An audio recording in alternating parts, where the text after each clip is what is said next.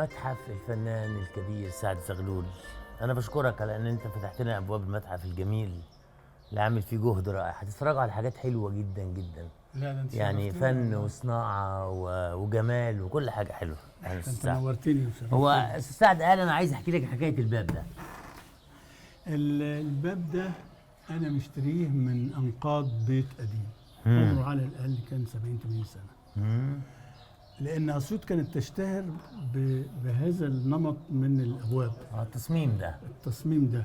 اه وانا حرصت انه يبقى باب المتحف واخد من جو اسيوط ومن تاريخها ومن تراثها. صحيح. فرحت اتضح ان في عندنا قريه متخصصه في بيع البيبان الابواب القديمة. اللي بالقديمه. طبعا الصعيد قرية كله على فكره كاملة. اللي عايز يشتري حاجات قديمه حلوه بيروحوا الصعيد ويبيعوا لنا بقى بالشيء الفلاني في القاهره.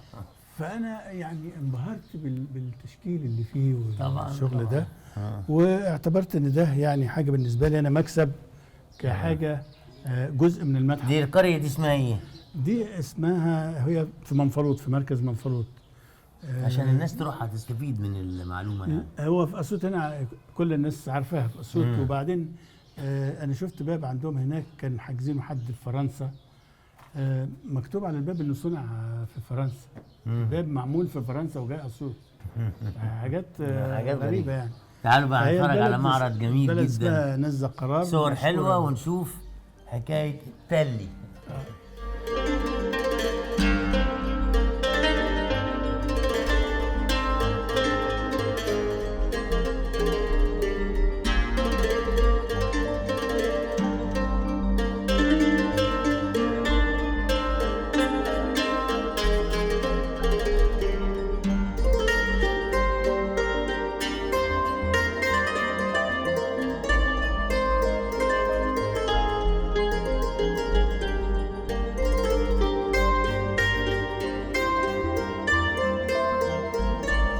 البنت الجميله قوي الطفله الجميله دي حفيده الاستاذ سعد زغلول. وهي غادة. دلوقتي في الثانويه العامه. صح. غادة صحيح. وبعدين انا راسمها بقى بلعبتها كانت العروسه بتاع القطن زمان. وبتاع. ونايمه على خريطه وبالتحديد على مصر يعني حتى صحيح. صدرها سند على مصر بس فوق العالم كله معاها. كل حاجه في المعرض هنا جميله. هنا الاستاذ سعد بقى ايه بجانب لوحاته. انا عايز الكاميرا تمر كده زي ما انتم شايفين شيء جميل جدا. وبعدين حضرتك ما بتبيعش اللوحات دي. لا مش ببيعها ما بتبيعهاش خالص خالص. مهما عرض عليك. مهما لا خلاص اللي طلع ده اللي بقي ما ينفعش تتصرف فيه خلاص. إيه انت قلت لي جمله عايزك تقولها للمشاهدين ان اللوحه ما انت مرتبط بيها ما تستغنى عنها. طبعا لان ده فيها جزء مني شخصيا، فيها خلايا مني وانا بحط ايدي عليها. خلاص دي واخده جزء مني اللوحه. استاذ سعد فكر انه يعمل مكان يعمل فيه معرض يحط لوحاته هو. ودي حاجه ما يعني دايما الناس بتعملها. يعني ربنا يديك طول العمر بعد رحيل الفنان. انما انت قررت تعمل ده من 94 خلي بالك. صح. من 94 بالظبط كده. اصل 94 كمان كان في حدث احياء التلي، احياء فن وصناعه التلي الاسيوطي. احكي لنا بقى حكايه التلي دي لما نطلع بعد ما نطلع بقى يعني قبل ما نطلع للبنات فوق اللي بيشتغلوا. التلي ده انا ما كنتش عارف عنه حاجه. اسمع عليه لكن ما شفتوش. ففي مره واحده انجليزيه جايه اسيوط ومعاها صوره فوتوغرافيه مصوراها من متحف من المتاحف هناك ومكتوب عليها انتاج اسيوط. فجت الست اسيوط وقعدت طبعا متخيله انها لما توصل اسيوط تلاقي المحلات بقى عارضه ده وتشوف الورش اللي بتشتغل وازاي بيعملوه والاسلوب العمل. فما لقيتش حاجه خالص. الناس مش عارفاه. خلاص كان اندثر تماما يعني. واندثر من كان اندثر من الثلاثينات تقريبا، منتصف الثلاثينات كان بدل الرقص بدأت تتعمل من التلي. لأنه على فكرة هو تحت الضوء فخم جدا تحت الضوء. يعني الرقصات استخدموه كبدل. المجتمع بوظت سمعته يعني. لأنه هو كان بيستعمله الأرستقراط يعني كمان مش زي عادي. ده زي أرستقراطي بتاع الأسر العريقة يعني. فلما شافوا ان بقى بدل رقص خلاص مش عايزين. وبعد شويه نفس البدل الرقص كمان لقت اقمشه بتدي نفس المعنى غيرت. فتوقف فراح المشروع. ضاع في الزحمه. ضاع. جت سنه في بدايه الخمسينات عملت جامعه اسيوط، وكان الدكتور سليمان حزين وده عالم جغرافي جميل طبعا جدا طبعا. وجه وهو اسس الجامعه ومعاه مدامته الست عزيزه الشعراني. كانت عاشقه للتراث. فبدات تنكش، طلعت كام واحده من الستات اللي بيشتغلوا في المجال ده، وابتدت تجيب لهم الخامات وتاخد لهم الشغل اللي يعملوه وتسوق لهم في القاهره وتجيب لهم فلوس، واشتغلوا الناس ورجعت الحرفه تاني في الخمسينات. في اواخر الخمسينات واوائل الستينات كده الدكتور حزين راح وزير ثقافه، بقى وزير، فهي راحت معاه، راح مشروعها توقف. المشروع التلي برضه توقف. لما جت الست الخواجه دي فكرتنا عليه، ده في التسعينات بقى ولا في التسعينات سنه 92 بالتحديد يعني. فسابت الكارت اللي جايباه الصوره دي، سابتها مع واحد صديقنا فنان تشكيلي كان مدرس في كليه التربيه. فقابلني بالليل في قسم الثقافه بيقول لي الصور حصل كذا، جت خواجايه وبتدور على التلي فما لقيتوش وسابت لي الصوره دي. انا بصيت الصوره ذهلت الحقيقه من الجمال التشكيلي اللي فيها، وانا لسه مش عارف ده حتى بتتعمل ازاي، لكن كلوحه تشكيليه رائعه. فقلت له ازاي احنا يعني يبقى عندنا ده ده احنا مقصرين في حق نفسنا وفي بلدنا يعني مش معقول. قال لي ما اعرفش بقى ده هيتعمل ازاي يعني. المهم انا اخدت الموضوع بجديه ورحت موقف رسم وموقف كل حاجه، ونزلت القاهره في الغوريه وابتديت الحسين وبتاع اسال على الخامات، اشوف الاول في خامات ولا لا. فلقيت واحد اداني بكرتين ثلاثه في شارع اسمه شارع الصناديقيه عند قدام الحسين كده. فراجل عجوز قال لي انت اكيد من اسيوط؟ قلت له قال لي استنى ادور لك. دور لقى لي كام بكره. وجيت هنا اسيوط كل اللي قبل اقول له ان لقيت لي حته تلي هاتها لي، ان لقيت لي. بص بقى هو جاب حته منين بقى؟ دي الحته دي بقى لها دي منطقه 115 سنه. دي او 114 سنه بالتحديد. منين؟ من طمة. ودي بقى الحاجات اللي انتجها بقى الاستاذ سعد او المجموعه اللي معاه. دي اللي ابتدينا بيها، ابتدينا التجربه مع الستات العواجيز اللي لقيناهم. شوف عامله العروسه مجرده ازاي وجميله ازاي. مش معقول يعني وريني الكاميرا بس كده. دي عامله هي هنا ده القصب، اعدان القصب وبتاع عاملاها بشكل تجريدي جميل جدا. وبعدين انت بقى لقيت عواجيز بيشتغلوه؟ انا كانت البدايه ان انا الاقي عواجيز، فلقيت 2 بس وقالوا احنا عارفين، احنا كنا بنشتغل مع الست عزيزه وفاكرين الصنعه، هات لنا بس الخامات ونشتغل. وكنا بناخد 6 جنيه على فكره في الطرحه. يعني بيشرطوا عليا. عارفين اصليهم اسعار. قلت لهم طيب لان السجنده كانت يعني من 50 سنه يعني. فعملوا ابتدوا بدي، عملوا لي دي الحقيقه. فانا يعني برضو لازلت مندهش، مش بس الصوره اللي كانت مع الخواجايه، ده كل عروسه واخده شكل مختلف. يعني صحيح. ممكن يعملوهم كلهم شكل واحد، لا. وايه الفرق بين ده وده؟ يعني دوت مكشوف. هنا القماش ده مش قطن. ده شبيكه كده. ده حاجه حاجه فايبر او حاجه زي كده. مش ده قطن. ده قطن 100%. طب نطلع للبنات بقى يا استاذ سعد. نطلع لهم. نطلع للبنات.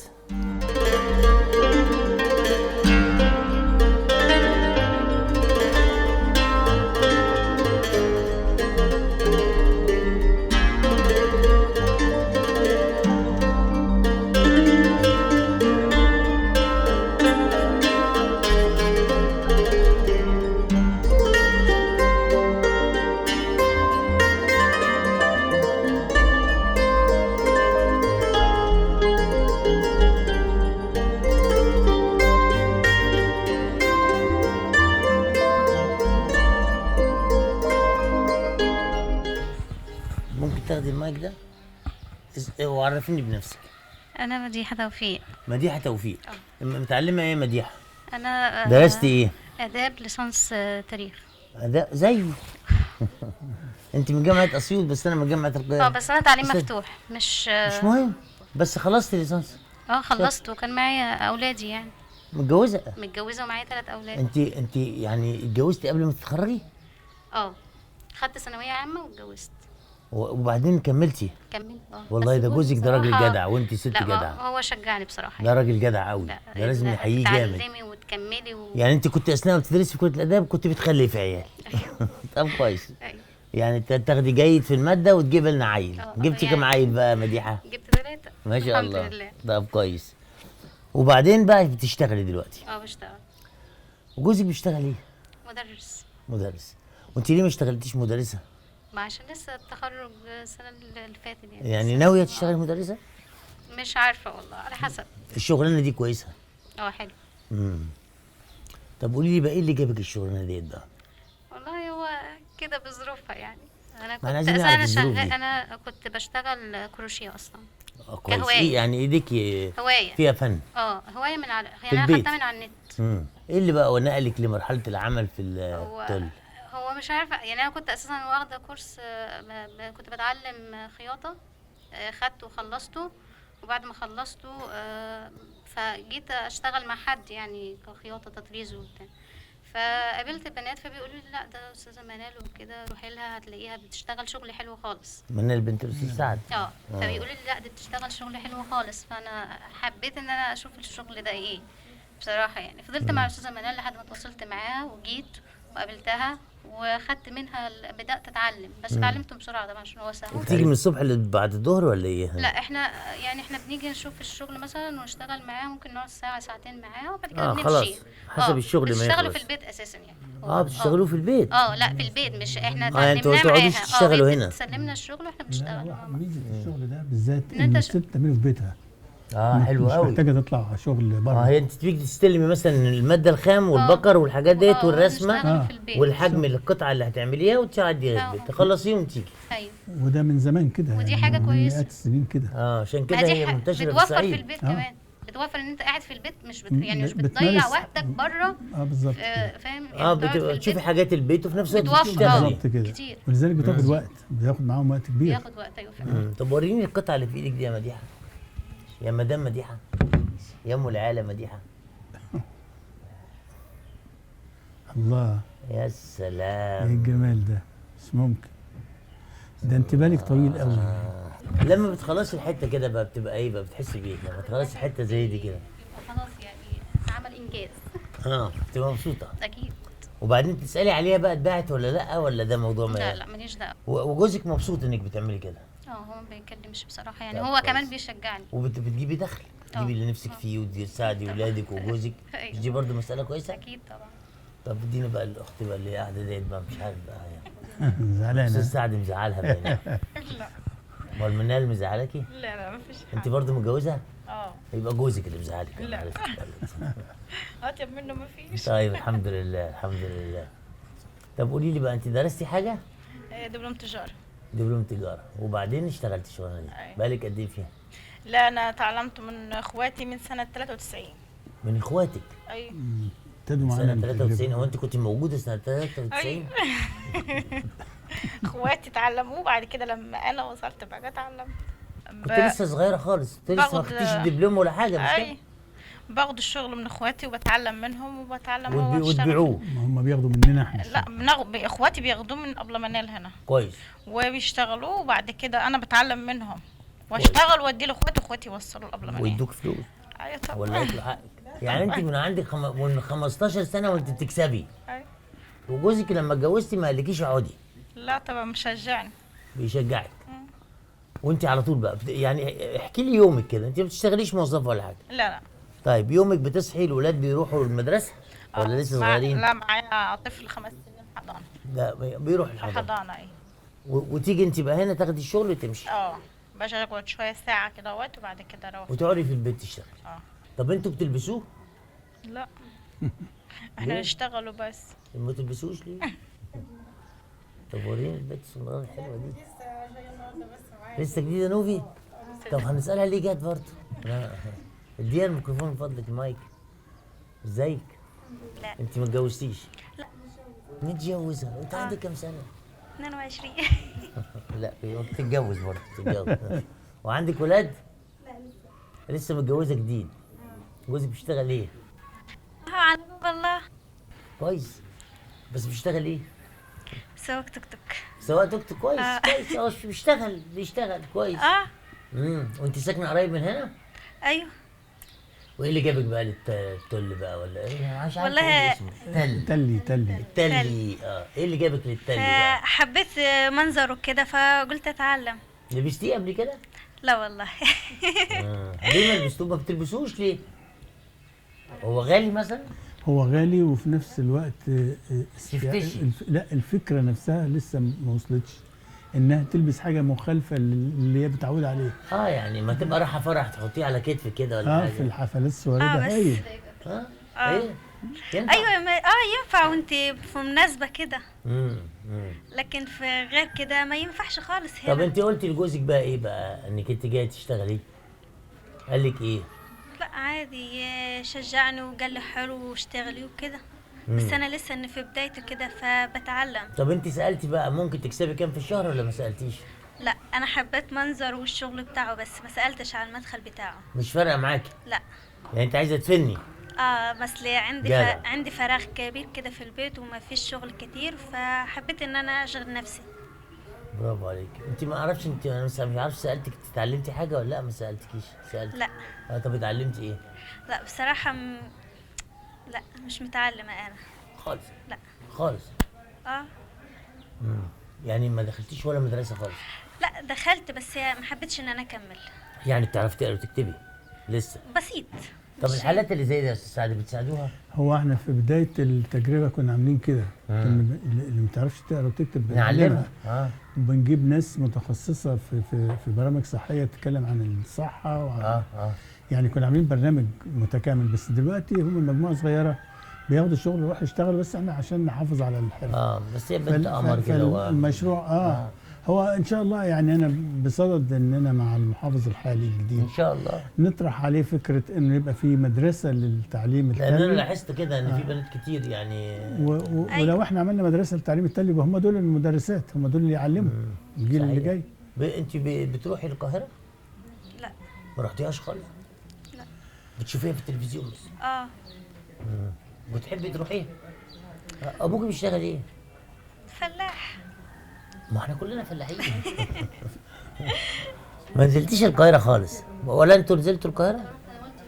انت زميلتي في الجامعه؟ طب دلوقتي لا انا والدي هناك قاعد والدي بيشتغل في القاهره؟ فاتح كافيه هناك. يا سلام. طب كويس. بتنزلي رايحه جايه انت لا بقى؟ بروح وانت؟ جاي. ما رحتيش كلمني. خالص؟ لا ما رحت. طب هنا في سينمات، في مسارح، في بس مش زي القاهره. ها؟ في يعني هي بتروحيها يعني؟ وانا بسألك. بس اسيوط شويه مع ان مقفوله عن انتم من القاهره برضه. اسيوط يعني.